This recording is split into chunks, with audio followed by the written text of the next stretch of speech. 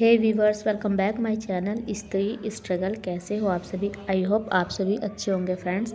तो फ्रेंड्स, मेरे दिन की शुरुआत हुई थी सुबह 5:30 बजे और उठने के बाद फ्रेश हुई, फिर सारे घर में झाड़ू लगाया और उसके बाद आ गई हूँ किचन में हाथ मुँह धोकर। और मेरी शुरुआत जो है किचन से ही होती है, क्योंकि बच्चे स्कूल जाते हैं, हस्बैंड ऑफिस जाते हैं, 8 बजे तक निकल जाते हैं, 7:55 पे घर से वो निकल जाते हैं। तो मुझे सबसे पहले उनके लिए खाना तैयार करना होता है, तो इसलिए मेरी शुरुआत हमेशा किचन के साथ ही होती है। और आज खाने में मैं बना रही हूँ आलू गाजर की सब्ज़ी मटर डाल के, जो कि हमारे घर में सबकी ही फेवरेट है। मतलब मेरी और मेरे हस्बैंड की फेवरेट है। बच्चे तो नहीं खाते गाजर की सब्ज़ी, उन्हें तो बहुत ज़्यादा मतलब अच्छी नहीं लगती। वो तो ये कहते हैं कि क्या बना रहे हो। मेरे बेटे को जैसे पता चला कि आज मैं आलू गाजर की सब्ज़ी बनाने वाली हूँ, तो ये कह रहा है ये गंदी सब्ज़ी मैं लेकर नहीं जाऊँगा, जब कुछ अच्छा बनाओगे तो तब मैं लेके जाऊँगा। फिर मैंने सब्ज़ी को जो है बंद भी कर दिया था कुकर को। फिर मेरे जो है माइंड में आया कि चलो, मैंने 2 आलू छीले और उनको छीलकर धोकर वापस से जो है मैंने सब्ज़ी के अंदर डाल दिया, और सब्ज़ी के साथ जो है वो भी गल गए आलू। और फिर उनको जो है मैंने आलू का पराठा बना कर दिया था, तो फिर बहुत ज़्यादा खुश हो गया। आलू के पराठे मेरे बेटे को इतने ज़्यादा फेवरेट है ना, बहुत ही ज़्यादा। चाहो तो आप कुछ मत दो, बस सारा दिन आलू का पराठा खाने के लिए देते रहो तो वो खुश रहता है। तो फिर मैं कि चलो, जब बच्चे खाएंगे नहीं तो फिर फ़ायदा क्या है देने का, तो फिर उन्हीं की पसंद का कुछ ऐसा बना देती हूँ। हालांकि मैं सब्ज़ी भी देती हूँ उनको ज़रूर, कभी कभी डरा कर धमका कर आपकी मैम को फ़ोन कर दूँगी, सॉरी ऐसा बोलकर तो देती हूँ, तो फिर खा भी लेते हैं, ऐसा नहीं है। और अब मैं बच्चों को देखो आदत डाल दी है। बेटी तो खुद कर ही लेती है कंघी, कई बार मैं करती हूँ और कई बार वो कर लेती है। बेटा भी सॉक्स वगैरह देखो अपना आप पहन लेता है। छोटा है लेकिन जैसे हम सिखाते हैं बच्चों को स्टार्टिंग से, वो सीखने लग जाते हैं। तो काफ़ी जो है हेल्प हो जाती है मेरी इस तरीके से। जब सब इस तरीके से हेल्प करते हैं तो मुझे भी थोड़ा सा आराम मिल जाता है, नहीं तो फिर हर जगह मुझे ही भागना पड़ता है। हस्बैंड भी बहुत हेल्प कराते हैं बच्चों को रेडी करवाने में, हर चीज़ में, नहलाने में। यूई को, मेरे बेटे को, वही नहला देते हैं। तो इस तरीके से जो है मेरा काम कम हो जाता है। तो यहाँ पर मैं बनाने लगी हूँ। सबसे पहले बच्चों के पराठे बनाऊँगी उनके लंच के लिए, और फिर हस्बैंड के लिए वही सब्ज़ी रोटी जाएगी पैक होकर। तो वही यहाँ पर मैं कर रही हूँ। और आपको तो पता ही होगा, मैं हाउसवाइफ होने के साथ साथ RO UP PCS एस्पिरेंट्स हूँ। अगर आप मेरे पुराने व्यूवर्स हो तो, और नहीं हो तो चलो मैं आपको एक बार फिर बता देती हूँ कि मैंने अपनी पढ़ाई को रीस्टार्ट किया है शादी के 10 साल बाद। पहले मैं करती थी लेकिन फिर मैंने बीच में छोड़ दिया था, और फिर इतना लंबा ब्रेक लग गया कि बस पूछिए मत। और अब जो है मैंने अपनी पढ़ाई को अभी कुछ ही महीनों से रीस्टार्ट किया है।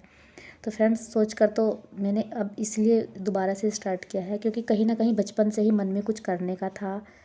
एक सपना था कि मैं कुछ करूं, कुछ क्या करूं, मेरा यही था। सही मायने में तो मेरा IAS और UP PSS दोनों का ही सपना था देने का, लेकिन IAS के लिए तो अब उम्र निकल चुकी है। हाँ, अब बचा है UP PSS, ज़्यादा फोकस मेरा UP PSS पर ही है। अब RO के फॉर्म आए थे, ये भी 2-3 साल में एक बार इस तरीके से आते हैं, तो फिर मैंने उसको भी फिल कर दिया। और ये सपना मेरा कभी पहले से ही था, लेकिन किसी कारण से जो है कभी मैं इसको पूरा नहीं कर पाई। अब मुझे लगा कि अभी भी टाइम है, कोई बात नहीं, शादी के 10 साल हो गए हैं तो क्या हुआ। लोग तो इतनी उम्र में भी पता नहीं क्या क्या कर लेते हैं, हमारे पास तो अभी भी टाइम है। तो इसलिए मैंने अपनी पढ़ाई को रीस्टार्ट किया है। और मैं तो आपसे भी यही कहना चाहती हूँ कि अगर आप लोगों के मन में भी है करने का, तो बस सोच सोच कर टाइम मत निकालिए, क्योंकि ऐसे ही टाइम निकलता जाता है जैसे मेरे साथ हुआ। और मैंने अपने लाइफ की बहुत बड़ी गलती की है, और इस गलती को आप मत दोहराइए। अगर आपके पास अभी टाइम है और आप कर सकते हो तो करिए। आप सोचोगे कि आने वाले टाइम में कर लूँगी, बच्चे बड़े हो जाएंगे या हालात हमारे हिसाब के हो जाएंगे, या जो है घर वाले या कोई भी ससुराल वाले वे सब हमारा साथ देंगे तब शुरुआत करेंगे, तो ऐसा नहीं होता है। एक बात हमेशा याद रखना, सपने तुम्हारे हैं तो पूरे भी तुम्हें ही करने पड़ेंगे। ना तो हालात तुम्हारे हिसाब से होंगे और ना ही लोग हमारे हिसाब से चलेंगे। क्योंकि अगर हमने सपना देखा है तो उसके लिए पहल भी हमें ही करनी पड़ेगी। कोई फोर्स नहीं करता है कि आप ये करिए करिए, ऐसा कुछ नहीं है। पहला कदम जब हम उठाएंगे तो हाँ, पीछे से हमें सपोर्ट मिल सकता है, फिर बैक सपोर्ट मिल सकता है, लेकिन पहला कदम उठाना पड़ेगा। और लोग हमारे हिसाब से करेंगे काम, ये तो माइंड में बिल्कुल भी मत रखना। अगर आपने कोई सपना देखा है, उसके लिए कदम उठाया है, तो बस उसे अपने बलबूते पर पूरा कीजिए, क्योंकि सपने हमारे हैं तो पूरा भी उन्हें हम ही करेंगे, कोई दूसरा नहीं करेगा। तो है व्यूअर्स, मैं बैठ चुकी हूँ सारा काम खत्म करने के बाद अपनी पढ़ाई को कंटिन्यू करने के लिए।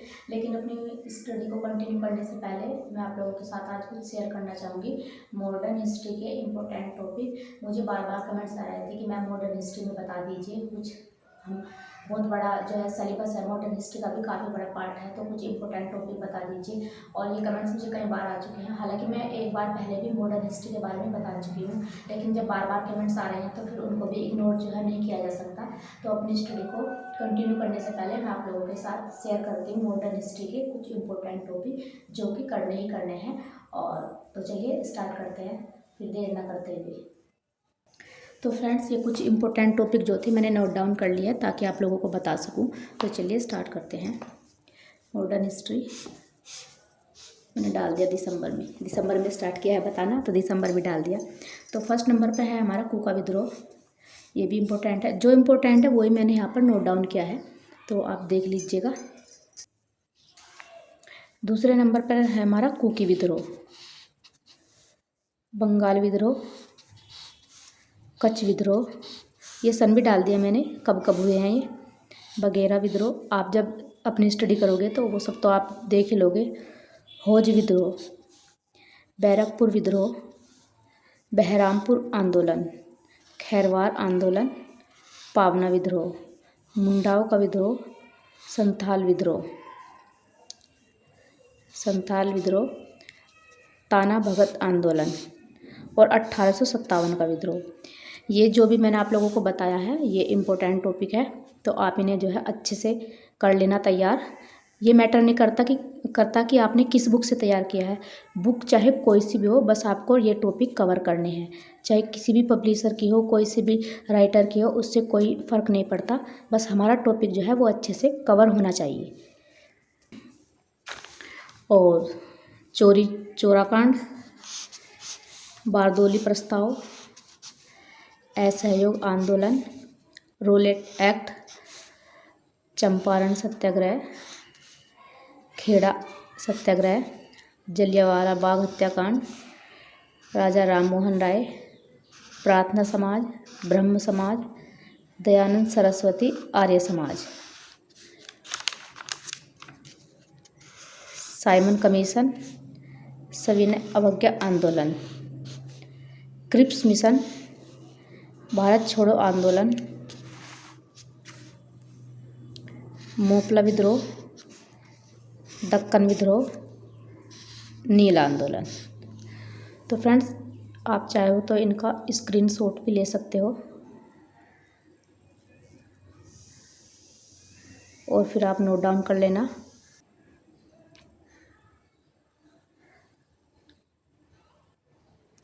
तो ये हो गए इम्पोर्टेंट टॉपिक। ये तो बिल्कुल करने ही करने हैं, इनसे बिल्कुल नहीं बचा जा सकता क्योंकि ये सारे इम्पोर्टेंट है। और फिर यहाँ पर मैं भी जो है अपनी स्टडी करने के लिए बैठ गई थी और मैं भी मॉडर्न हिस्ट्री से ही और मॉडर्न हिस्ट्री के लूसेंट से ही जो है ये टॉपिक यही वाले मैं अच्छे से कवर कर रही हूँ। देखो, मुझे भी बेनिफिट होता है, मैं आप लोगों के साथ कोई भी स्ट्रेटजी शेयर करती हूँ ना, तो उनका बेनिफिट मुझे भी ज़्यादा होता है क्योंकि मैं आपके साथ तो शेयर करती हूँ, लेकिन वे चीज़ें जो है मेरे माइंड में आप लोगों के साथ शेयर करने में, बताने में एकदम फिट हो जाती है और अच्छे से मैं उन्हें कवर कर पाती हूँ और मेरा भी रिवीजन हो जाता है और आपके लिए भी जो है कुछ टॉपिक तैयार हो जाते हैं। और तो इसलिए जो है मुझे आपके साथ शेयर करना बहुत अच्छा लगता है, उससे मेरा ही नॉलेज जो है गेन होता है, इसीलिए मैं शेयर करती हूँ। और आप लोग अगर करना चाहते हो तो अब टाइम कम है, जैसा उस हिसाब से आप लूसेंट और घटना चक्र से करिए, क्योंकि अब इतना टाइम तो है नहीं कि हम स्टैंडर्ड बुक पढ़ सकें, तो आप उनके साथ अपनी तैयारी को कर सकते हैं।